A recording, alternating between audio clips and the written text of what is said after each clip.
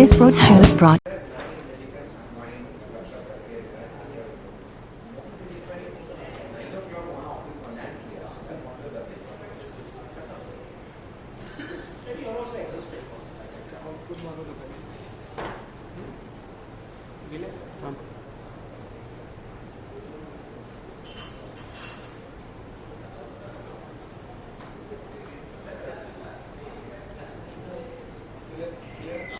And welcome you all to the analyst meet today.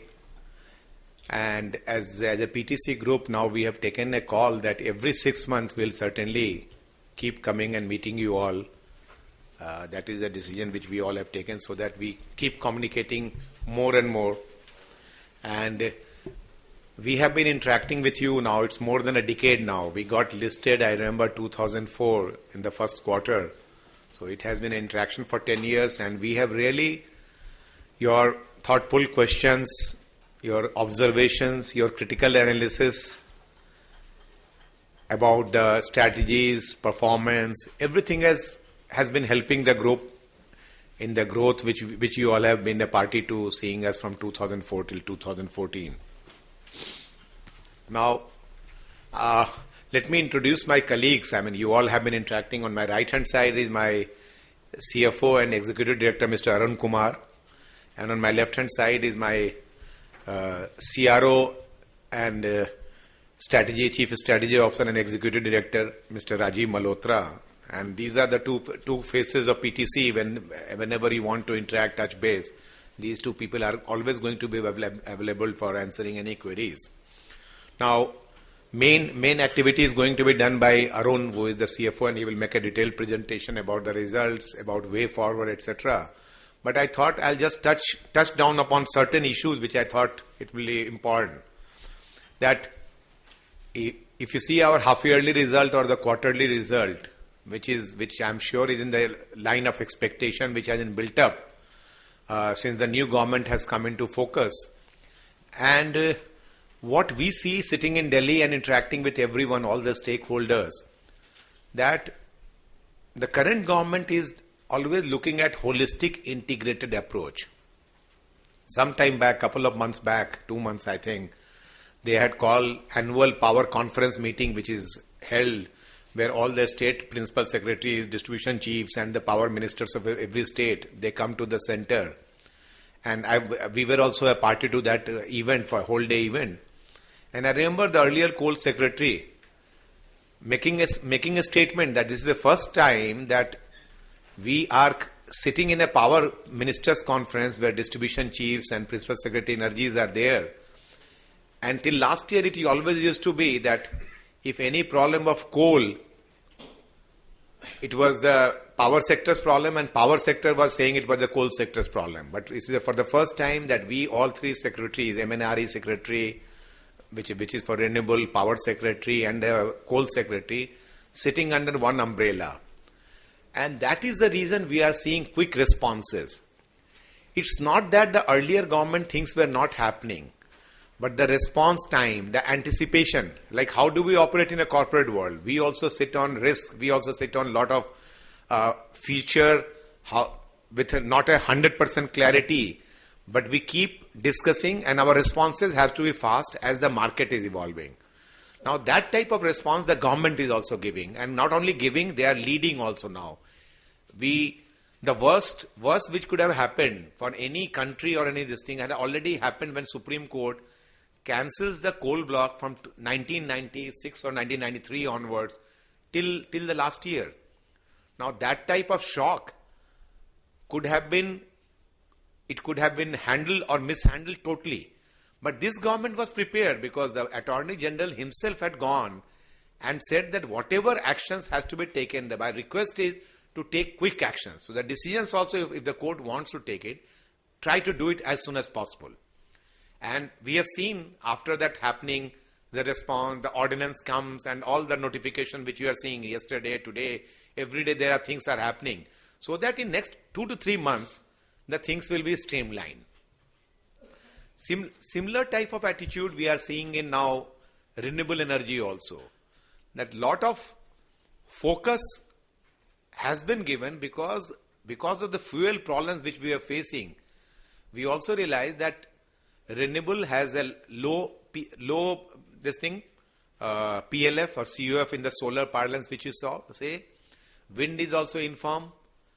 But when the emphasis is given and when there is a rise in the bidding, etc., which happens, we have seen the softening of the prices and more because the volumes are going to be tremendous here. The prices, after some time, we can see a parity happening over a period of time. So I will not be wrong if I say that power industry now is now at the cusp of movement to its next level of evolution. And this also gathers momentum from the announcement which they are saying 24/7 power. So this itself, a distant vision is now driving all the participants, all the stakeholders into different ways, be it the financing arm, be it the coal supply, a gas suppliers or the transmission line, rooftop generation, we are talking about distributed generation, we are talking about wind. In wind also we have seen the activity happening, that mast which were less than 100 meters going to 110 meters, 120 meters. Storage which was a very distant, we knew storage is there, but it's a very costly thing. But things are now moving on a faster track. So we see significant movement in the fuel supply side. And so we are more to realizing the vision of a well-endowed and efficient power industry. And the market, the power market is going to be a significant outcome determinant. So that is the type of thing which we are seeing. And obviously with these things come the challenges. And we PTC being the front runner in the market, we are well placed to tap the opportunity that is inherent in every risk perception of these developments. For example, I'll say that ordinance that talks of auction of coal blocks. Now, it was considered a very risky thing. I mean, it was the highest risk which had happened. But that has also shown a focus on orderly development of the resources. We are seeing now the statements the coal secretary is making that a message is being given, I think, to everyone, to all of the stakeholders, that you do business, continue doing business, do it in a more efficient way, earn money, because whenever you do business, you want to earn more and more money. There is nothing like that. But abnormal profiting, etc., is something, the signals which the government is trying to give, and through the regulators and the government, that do not look for shortcuts, go and earn money. There is nothing wrong in earning money, but do it in a properly orderly fashion. And in this journey, there will be inherent mismatches in demand and supply, that only a well-developed market for OTC and the traders, only traders can serve this market.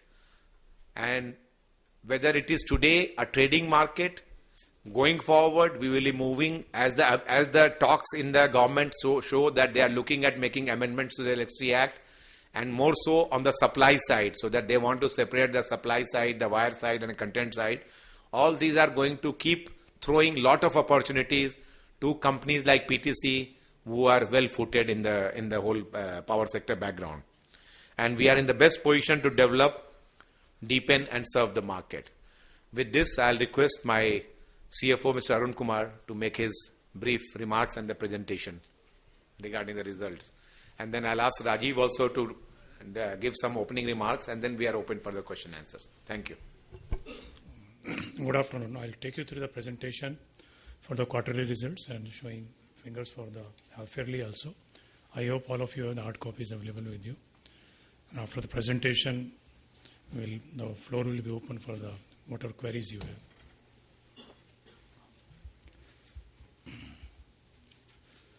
This is the first slide which gives the growth in volumes quarter to quarter, as well as income from operations, EBITDA, and the profit after the tax. It is not only the growth in the profit after tax, but in the operational income as well as in the treasury income. When we'll go through the details, these figures will be with you. The volume has seen a growth of almost 18% on quarter to quarter basis. And during the year, we have started supplying 35 megawatt power to Nepal, and we have signed an agreement with Bhutan for purchase of power for 118 megawatt for a new upcoming project. The company has also joined the initiative of the Government of India to explore the possibility of the offshore wind power projects, where MNRE, NTPC, PFC Power Grid, PFC REDA, and GPCL are the partners. PTC is also one of them. This is the segment analysis for the physical volumes. There have been a growth all over short term, long term, or medium terms. And overall growth has been 18%. The long term has seen the highest growth.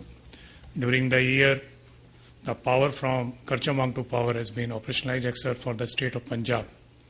Total capacity is 704 megawatt, out of which 200 and each to Haryana and UP and 104 to Rajasthan. They have started during the different period of in the quarter. Haryana started in May, Punjab from June, and Rajasthan from October. The only remaining state, Punjab with 200 megawatt, we are expecting that will start by end of this year. This is the half-year analysis, which captures growth in short term, long term, medium term. This wind power is our own 6 megawatt wind turbine in the last. These are the financial figures. There have been a slight increase in the other expenses. There have been a renovation in our office, which will incur the expenditure. Slight increase in legal expenses because some of the cases which have been pending, they have moved to a faster track. The rest of it, except that there is a growth in the operational income as well as the treasury income. You can see from that, and profit after tax for the quarter is 125 crores as against the corresponding quarter of the earlier year, 85 crores, a growth of 47%. And net profit has seen a growth of almost 56% from 61.84 to 96.31 crores. Half-yearly also results correspond to the growth shown in the quarter. We have a profit before tax of 191.36 against half-yearly of last year 126.41, and net profit has seen a growth of 53% from 91.51 to 140.05. This is the analysis of the net rebate disallowed, net surcharge received. We have received of 18.16 crore of surcharge from Tamil Nadu for our earlier outstanding. The only remaining outstanding is 250 crores, and we are sure it will be received by the end of this financial year. Then there is a margin per unit which has shown a growth, and in spite of the increase in volumes, there is not much significant differential in debtor and creditors as compared to the earlier position. This is the slide which is already loaded on the website also, which gives a year-wise breakup under the wind, thermal, gas, hydro, and the capacity is adding every year.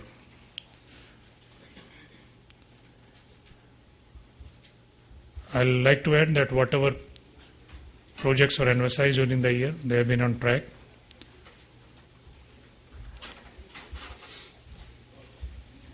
Way forward, out of 11,000 megawatt, already as we have shared with you earlier also, 7,100 megawatt is already tied up.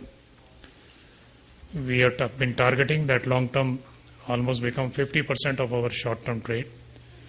But with the increasing volume of short term trades, we like to add our volumes to the short term and overall growth. So we'll see that where this 50% what we have been saying it stands. The long term volumes will come, but what we are saying in other words, we may see a more growth in the short term volumes. We are targeting to our multiple segment. The segment which is started, retail segment, has seen a very good growth. During the quarter, it has seen a more than 30% growth. We have a strong balance sheet. The cash flows are pouring in, and already we have completed almost 15 years. We'll consolidate our leadership position, maintain growth, as well as its subsidiaries. Our subsidiaries also shown good financial results, and we have been augmenting with the human resources with passage of time and the needs with proper planning. This gives a 5-year data for the total volumes, total revenue, PBT and the PAT. The PBT has seen a growth of 29% over this period, where profit after tax is 28%, and volume have been growing at the average rate of 18%.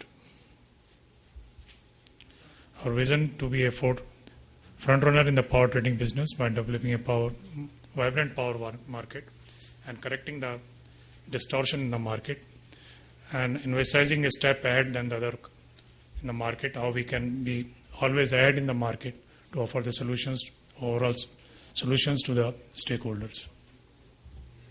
Thank you. You can ask any queries, whatever you have. Before that, it's always good. Share, because you are the CRO.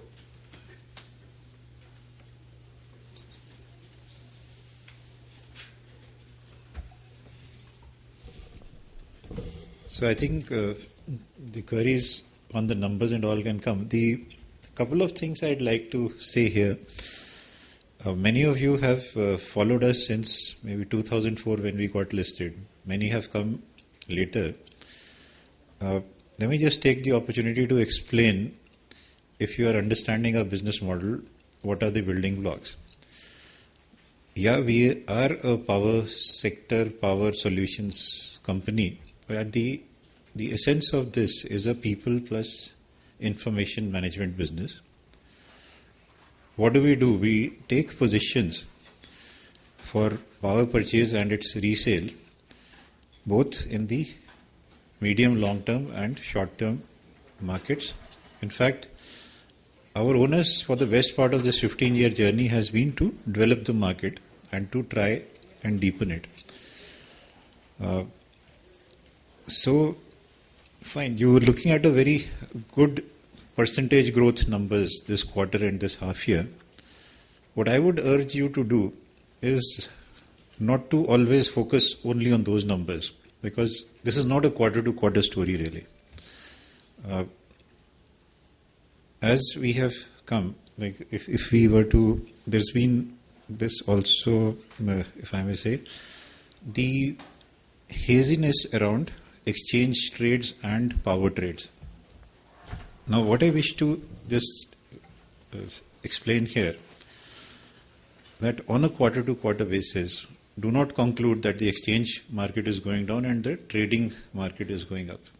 Please understand that the trends that are underlying are there in a very evolving market, coming in an evolving sector. So what the CEO has talked to you is about the evolution of this sector as we are preparing to go to the next level. What the CEO has explained, and I think why he's dwelt on this last slide for a minute.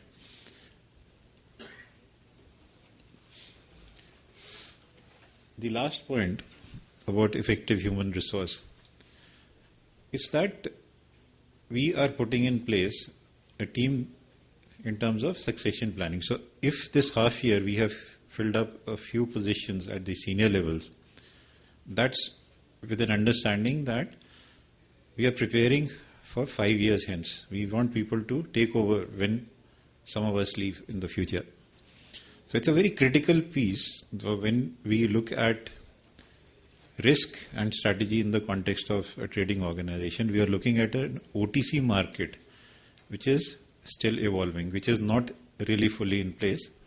And we need people who understand stocks and flows very much like a financial market is understood. Besides that, in an evolving market,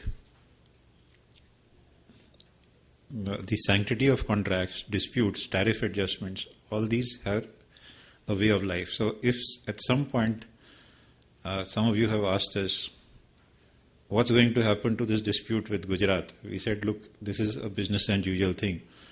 And we are happy to keep you updating those developments time to time. But really the burden of this whole story is not to focus on a quarter-to-quarter basis. And I say that even as you look at numbers, which are obviously surpassing, but on an internal control basis, our budgets are more aggressive. We are not quite there, if you ask me, from an internal control perspective. So that's some of the remarks that I'd like to leave with. And our focus would be on making understood our business model as we go forward, because there are many pieces which come together for the whole. So thank you very much. Questions we'll take them now.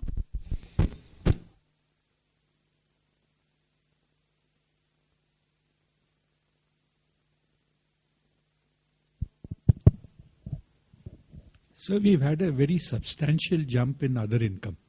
Is there any one-off nature, or this could be taken as something which would be recurring?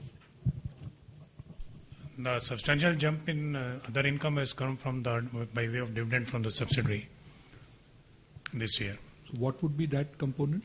It's 33 crores. 33 crores. Thanks. Yeah, I have a couple of questions. First, a lot of other IPPs and even some captive companies reported a strong surge in short-term market, especially in the month of September. But our trading volumes are reflecting a very sluggish growth in short-term market in the second quarter. Any specific reasons? And in your opening comments, you mentioned that we see a strong growth in the short-term market. So is there a case for revising our annual guidance of 15% growth? See, as we have always been maintaining a position that short-term market is a very volatile market, and it in one quarter theoretically you can be the 80% of market, in one quarter you can be 30% of market. So our main focus right from the very beginning, especially when we acted as a catalyst, was to focus on creating and deepening a short-term market, which in turn led to creation of a long-term market and long-term PPAs. And our endeavor is that by 2016-17, the 35-40% long-term versus 55-60% short-term, this ratio should change, and at least we should be going 50-50%. So the very fact that short-term market is growing, and as we keep taking that cue, we already started 2 years back our PTC retail business also, which is not a separate business, it's just a business unit in the company, which has now about 400 industrial clients within its portfolio. And today we are meeting most of these incremental supply needs of these industrial consumers through the day ahead market. But these platforms are also giving it insight into the needs of a whole new customer base, and their profiling is being updated on a continuous basis, which may give us advantage as and when I said the supply side of business, where the government of India is talking about whether it happens, when it happens, we can't comment about that, but they are very serious in doing that business. So this retail business will help us in capturing that business also as and when it opens up. So short-term market is something, what happens, like if the grid today is not still integrated. I mean, southern grid, though connected partially, but most of the southern grid. So if any power station is southern grid, it is only able to sell in southern grid, and there is a huge demand there. But there is a lot of power which could have been traded. So they could our trading volumes could have been much higher if we were in a ability to have moved that power. But it is now, at least for next 1 to 2 years, it's a very difficult proposition. So to that extent, you lose an opportunity which was there in your hand to have actually wield the power where the demands are lying. But we believe in next 2 to 3 years time, this also gets ironed out. Thank you. So the guidance of 15% still holds for the full year volume target? As we had always said that we were in 20s, we moved to 30s, and our endeavor is to touch 40. Our endeavor is to do that. So we think that we are going, and as he rightly said, that internal targets are very stiff, but we are moving in that direction. Now, if your dependence is upon some of the long-term players, so there is a delay of 3 months or 6 months in many of the cases beyond the realms of the reach of the developer himself. So obviously, a quarter to quarter, that's the reason our CRO was very specifically pointing out that don't go by quarter to quarter this thing. Overall directions, overall guidance, etc. So as we said, all these projects are going to get commissioned in next 2 to 3 years time. Now some of them may get commissioned in 2 to 3 years time, someone may go to 3.5 years also. So that is something which we can't forecast today, but we are continuously monitoring these projects. My second question is any development that you would like to highlight in standard bidding documents, and especially when the trading, as a trader, we are not allowed to participate. So any development happening in that direction, and what kind of resolution do you see in the next few months? See, our understanding is that the preference will be to go to the old SBD with the markup. Now, it's still in a drafting stage. The industry association's views have been given to the ministry. And actually, there's no reason why a trader should not be allowed. But having said that, our understanding of the thought process is that they will go back to the original model with changes where the fuel risk is not internalized by the generators. That was the thought process. Let's wait for it to come out. Any timeline that you would like to mention? Highlight? You'll have to ask the Ministry of Power, I'm sorry. But should be, I guess, with coal taking center stage, it should be the next priority. And my last question is just in your slide you mentioned there are 35 projects that you have signed in long-term PPA. Mm-hmm. So there are 3 gas-based projects, of which 2 are about to start. So which are this project? There are the Torrent Group. Okay, thank you. So my question is regarding Karcham Wangto. Now that it's official that JSW Energy is buying the asset from JPVL, will there be any change in the terms and conditions of that particular PPA? And second question is that if I recall, we were told that from March onwards next year it will become a cost plus because earlier it was sold through a short-term trading market. Has that cost been approved, or what is the status of cost approval for the cost plus, and what would be the tariff on that? What had happened, we had PTC and the Karcham Wangto project. We moved CRC, I think, last September or October for giving the details of the capital cost and requesting for a determination of final tariff. And we know that final tariff determination has been taking a lot of time, so we had requested for a interim tariff. And the hearings also took place, and the hearings were closed by March. So we waited from April, as Arun said, from April onwards we started supplying on a long term to one state, and second state also started in that quarter.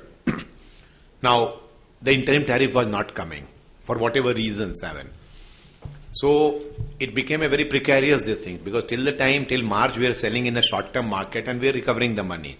Now, once you start selling it in a long term market and provisional tariff we are waiting, so states also said, okay, let's wait for one more month, and the developer was getting into more distress because he is supplying power, and if he doesn't get the money, then the banking, the whole his debt servicing, etc., was becoming difficult. Now that is the type of value which PTC type of company adds.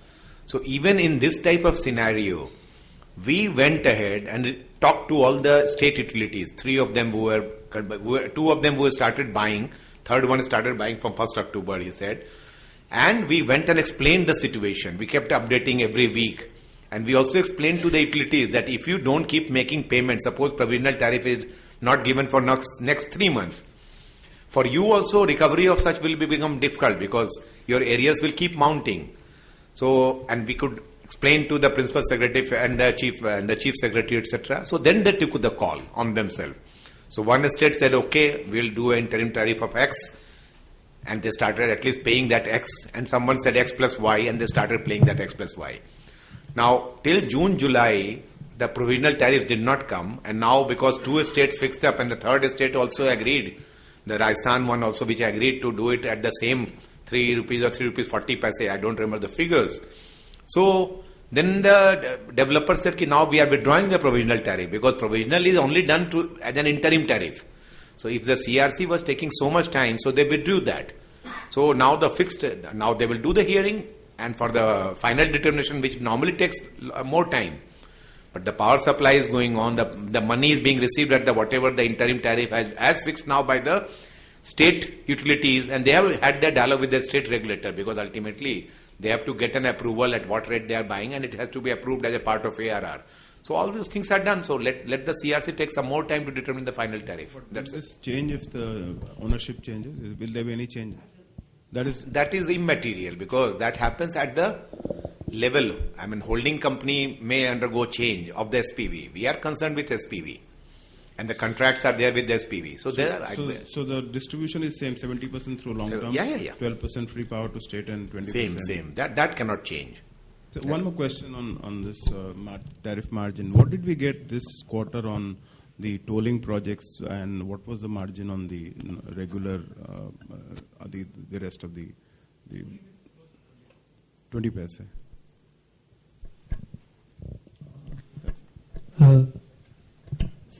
Yes, this is Amit from MK. You had highlighted the... Hello, is it fine now?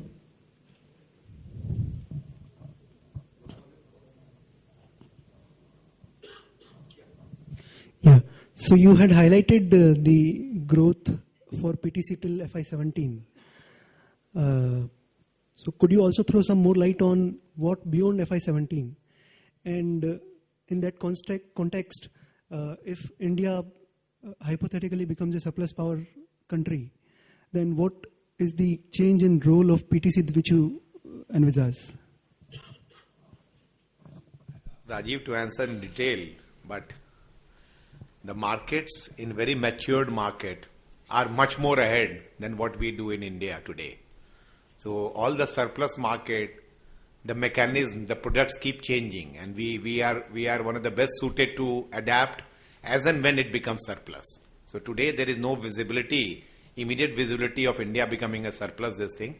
So it's going to be some time before we can move to that matured market. And they have their own trading mechanism. The trading is a totally different ball game there. Rajiv, if you want to add further. See, beyond 2017, okay, let's paint that scenario, assuming that things go well till 2017, because today we are looking at an optimistic next 2 odd years. Think of us as a virtual utility, if I may summarize in one line, because we are expecting some changes in the law. If they are there, certainly we should be finding a piece where it's a moderate risk business. We by our very pedigree, we are not into speculative kind of businesses. So where you find that we are today at that 400 odd retail customers, we may be in a position to do aggregation of those customers, or even bigger, serve a municipality. Those are the kind of opportunities which should open up. Second, look at the coexistence of the transmission regulation and the market regulation, which is actually that market regulation, power market regulation is already in place. It allows us to take positions in structures. However, the transmission regulation does not. Right? If they are moving in concordance, I don't see looking at financial transmission rights and that kind of thing. We may still be out of sync. But if you look at how stakeholders are moving, information obligations of the load dispatchers or the system operator itself. So we should be in a position to structure some of the products where today we have limitations. However, the regulatory thought process is moving towards saying, look, let us liberalize this further. So, I should think a much more fuller kind of play. We should be able to predict short-term volumes better, because it should be a much more efficient market. So that's where we see it going. Okay. Secondly, sir, you had mentioned this, the clause which is there in terms of traders are not allowed to bid. What is the sense which you are getting from the government in the sense of justification from them as to why traders are not should not bid?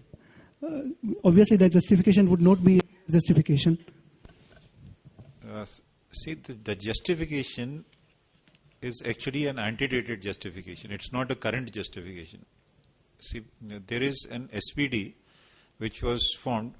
See, how did it move? First, they said, look, the Electricity Act has two routes. Section 62, which says negotiate or you sign an agreement, get the tariff determined, and Section 63, which says that the regulator may not get into determination if you are following a transparent bidding process. So first, we restricted, saying no, it should be competitive bidding only. So part of the intent of the act, for the moment, the policy is trying to exclude.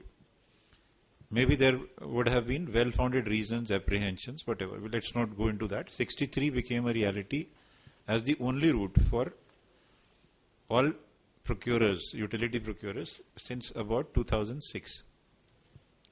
Now, the SPD therefore was to allow full play for all the participants in a purely voluntary market. Nobody is forcing you to sign an agreement with PTC or with a utility.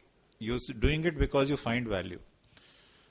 Then the revision of the SPDs, somewhere the premise outside of the policy making body, I'm just restraining from saying anything further. It was not the Ministry of Power. The premise is floating from another arm of the government at that point in time, saying that, look, traders are profiteers. The essence of the coal blocks issue and the merchant tariffs, which a couple of generators in the entire ecosystem would have internalized, that was mixed up with traders. That's the level of understanding of the market. Now, therefore, a document gets drafted which says traders to be excluded, and it actually gets notified. What it is completely missing the point here is that there is a rigid contractual structure, which as a trader I have qua the utility and qua the generator, and I am in no position to make that so-called abnormal profit. It's the same rigid contractual structure. In what circumstance would I renege on my contract to the utility and be free to market this power and potentially make that profit? That's when the utility is in distress. If it is in distress, it makes sense to renege the contract, but I'm still going to sell at a competitive rate. So it's not been thought through at that point in time. And if this logic is something which you can catch, I guess everybody, including a court of law, will catch it at some point in time, if we get there. All right. Lastly, sir, the contracts with Nepal and Bhutan which you have started, are the margins on those contracts similar to what we have been earning on cross-border trades earlier?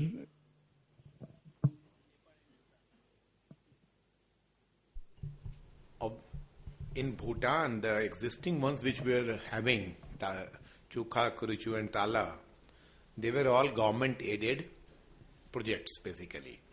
So there the selling price also was determined by the Government of India, Ministry of External Affairs, combined together with Ministry of Power and the Bhutan, counterpart in the Bhutan. So, and the allocation also where the sale should happen is also decided by Government of India. So that thing is there, and it will continue with all the Government of India aided projects. Now this project which we have signed is a IPP basically. So there we have quoted numbers over a period of time, the long term period, and which has been accepted by the developer, and we have also started the process. So we have got a state who is willing to sign a long-term power purchase agreement also there. So it's in the line with the normal IPP business which we are doing. So this also has happened. Okay, so basically 5 paisa margin is what you're looking at in this. Whatever percentage is there. whatever percentage, 5 paise or 7 paise or 8 paise, whatever. I don't know the details of the contract. I mean, I'll not remember them. But whatever the long-term supplies contracts we are giving, so that we will going to charge there. All right, sir. Thank you. All the best. Yeah. Yeah, Aditi.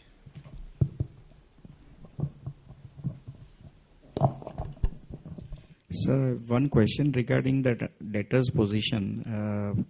What is the situation regarding overdue debtors and whether all of them are proper coming regularly, payments are coming and all that? Payments are coming regularly, except what I shared during the presentation. There is an old outstanding with Tamil Nadu, which is getting resolved, and we are quite certain it will come before end of this financial year. Regarding the aging, do you have a system of reporting the agings of the debtors? Yes, we have a system. Thank you. Hello. Hello. See, basically I refer to a page number 11 and other pages what we are seeing half yearly we have sold 23,000 million units and last year we have sold 35,000 million units. So whether we should expect that end of this year it will be 46,000 million units. And another thing, this particular page, long-term PPA pipeline, something is not very clear because you are saying that wind is 1, thermal is 2, gas is 1, hydro is 9, total is 13, and again 13, 14, 3 plus 1 is 17. So what is the megawatt of these projects? That I would like to know. And when you talk about the gas projects, there are 2 gas projects. So at what price we purchase the gas? And whether gas was available to us for all the time, full year, that I like to know. As far as volumes are concerned, Chairman has given a sufficient indication. Will not like to give a forward-looking statement, being a listed company. With your question to number of projects with their corresponding capacities, of course the detail is not there, but it is available with us. With regard to gas projects, you are right that the projects are not getting the gas to the quantum which they can sell, and even at the price which they are getting is higher than what they had anticipated earlier. And this situation in the country is known to everybody. And my last question is that if I take that 46,000 million units, then whether we are next to NTPC or whether our number is below that, something like that, or in between somebody is there. That I'd like to know. You can take a liberty of assuming figure.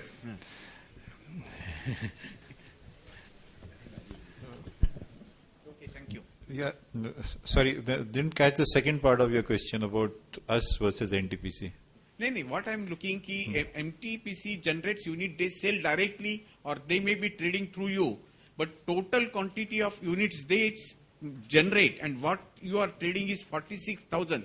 Whether in between there is somebody who trades or generates more than this, that I like to know. Okay, I'd just like to spend a minute. Contractual structure is a central power generation utility, so we don't get to trade any of the power that they generate.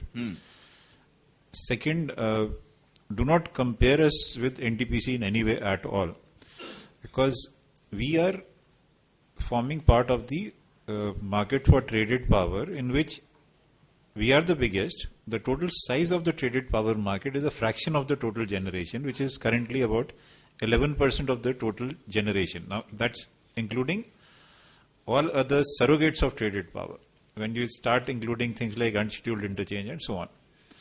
So, as I said, just try to understand where we are in this entire play. NTPC is one of our promoters, all right, but beyond that, we are a pygmy in front of the amount of volume that they generate. I hope, and I'd love to spend some time if you wish to understand something further about us. One-to-one, I can give you that. Okay. Thank you. Sir, any update on supply of power to Pakistan? We were hearing a lot about it recently. See, things if the political things improve between the political climate has to improve, the connectivity, etc., can always be done, as we have demonstrated before Bangladesh also, that with an HVDC line, and the feasibility of creating a line is there. The distance between Amritsar and Lahore is only 30, 35, 40 kilometers. So feasibility is there, but ultimately the political climates have to be conducive enough before we. So the dialogue goes on. The dialogue on both the sides goes on, but it's very difficult to comment about that when it is going to fructify. Thank you.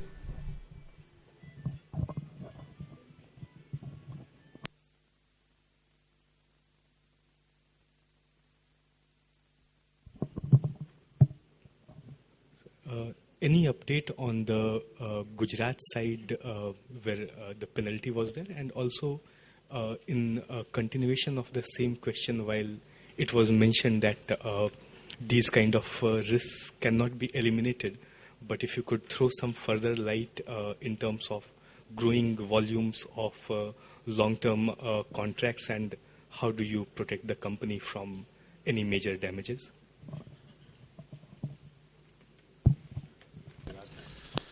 See, I made that point. Gujarat is one of the disputes that we carry as part of our normal business risk.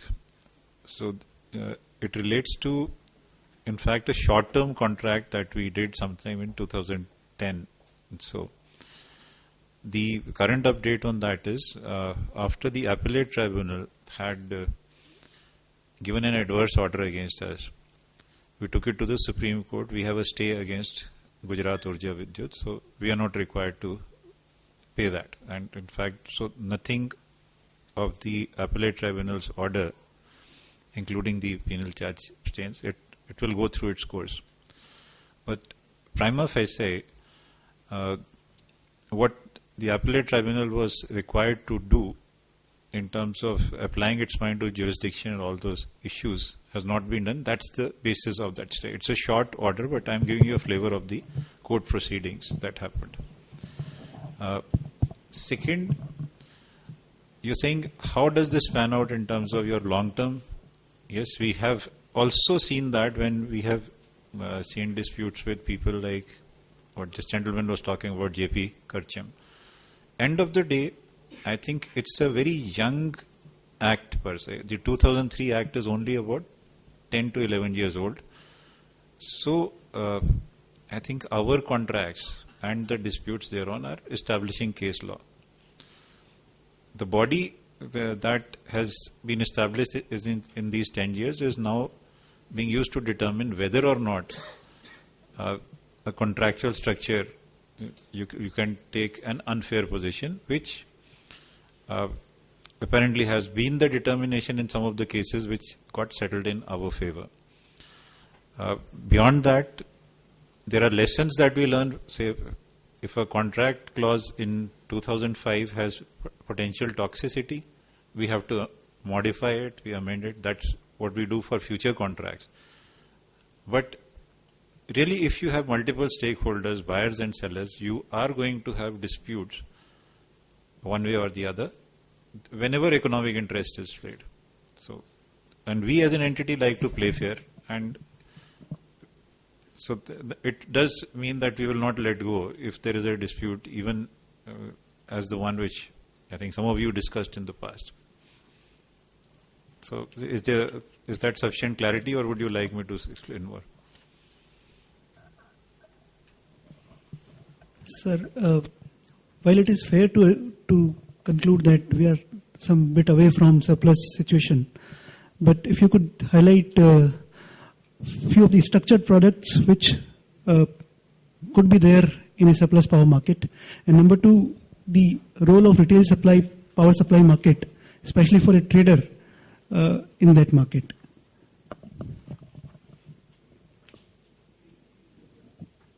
Structured products, so we continue creating. I mean, that is what our job is, and we have been always creating these new products. Now, about the retail type of industrial customer, other than the private specialist steel industry, the coke plants and others, we have also a lot of these airport authority, at the airport, some of them have become our clients. Some of the SAIL, BHEL plants have also become our clients. So because they all consume power, even railways are also in dialogue with us in a short way. But the open access, the state utilities are always creating some issues if we try to convert into bilateral. So the struggle goes on, and that's the reason that because of this struggle, the government of India is thinking of separating now, segregating this thing, because open access flows out of the Electricity Act 2003. Now, if for some reasons we are not able to fulfill what the Electricity Act wanted, so the government is thinking of making certain amendments. So only with time we'll come to know exactly what amendment passes through, because states also have to be on road when any amendment to the Electricity Act has to be approved. Now about others, Rajiv, you can... See, aspirationally, where you should be moving are products which hold you to a price. You could have a fixed price product and you could have a floating price product. Now, that's something for which you need a reliable index. You need a transmission and distribution or sub-transmission system which is totally efficient. So, which means if I am promising or obligated to deliver, I don't end up quoting force majeure half the time. You know? So there are n number of possibilities if you start to look at an efficient market. We can't even begin to visualize that today.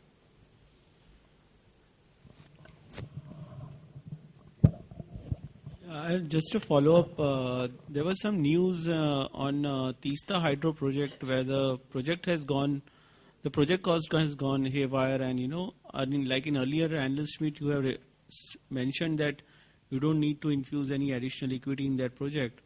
But what we are hearing is that the promoters are actually facing a lot of trouble in arranging the funds and complete the project. So what is your stand? And because that's one of the catalysts that we look forward in FY17 for the stock.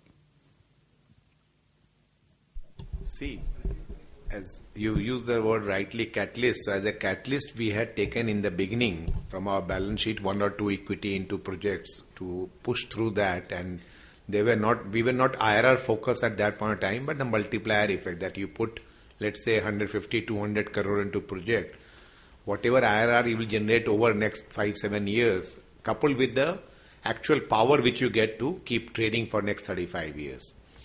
So because of the earthquake which came in 2010-11, I don't remember, 2011 it seems. After that, there was a complete breakdown on this thing for 1 year almost, because Sikkim, the project site is so many bridges, etc. got broken. So there the border road organization has to make it. So it took more than 1 year to reconnect. Now, once the project cost went high, obviously the revised cost were there. Lenders put a revised cost. Now, because of the delays and because you need to put an equity, so in the beginning we also put some equity, extra equity, but when the cost, I'm not saying it has gone haywire, but cost and yes, certainly gone beyond the price which we had expected. We had expected about 9 crore rupees per megawatt to build this thing should be done. It is almost reaching now 10 crore per megawatt. So PTC has got diluted from 11% to 9%. And there is a consortium of investors, international investors, the main more than 51% they hold. So the last round of equity discussions are going on, and Sikkim government has also to put some money. They have also infused about 600 crore, Arun Kumar ji, about 600 crore they have already infused into the project, and they have to infuse another 170, 180 crore. So for which they are also making arrangements. So once the equity arrangements are done, the lenders are ready with their money, and if these things happen in, let's say, 1 month or time, so in next couple of 8 to 9 months the project should get completed.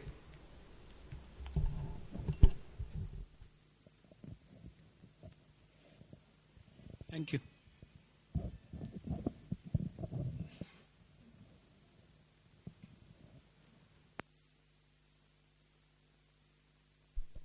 The queries keep going on, and we are the people on my left and right side, including myself, we are always there to answer any queries.